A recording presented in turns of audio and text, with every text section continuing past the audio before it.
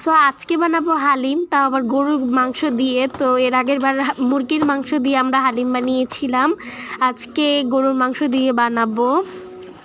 একবারে একটু সেহরি খাওয়ার জন্য রান্না করবে আম্মু একবারে, যেহেতু সেম মশলাগুলো ইউজ হবে হালিমে, তাহলে একবারে রান্নাই করে ফেলো একটু। আর এই যে হচ্ছে আমাদের পেঁয়াজ দিয়ে দিয়েছে তেলের ভিতরে। এখানে হচ্ছে ডালটা ভিজিয়ে নিয়েছি গরম পানিতে। আর এই যে দারচিনি, এলাচ, তেজপাতা এগুলো দিলে ভালো লাগে। আদা রসুন বাটা, জিরা বাটা, মরিচ গুঁড়ো, হলুদ গুঁড়ো, তারপর ধনিয়া গুঁড়ো, লবণ এগুলো দিয়ে হয়ে গেছে। এখন আবার নতুন করে হালিমের জন্য দিলাম হালিম মিক্সের মশলা।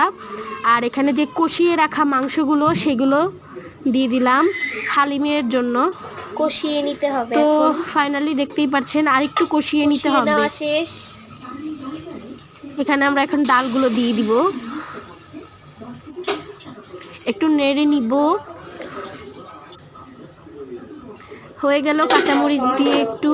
এখন এটাকে অনেকক্ষণ রান্না করতে হবে। আর ফাইনালি হয়ে গেল আমাদের হালিম।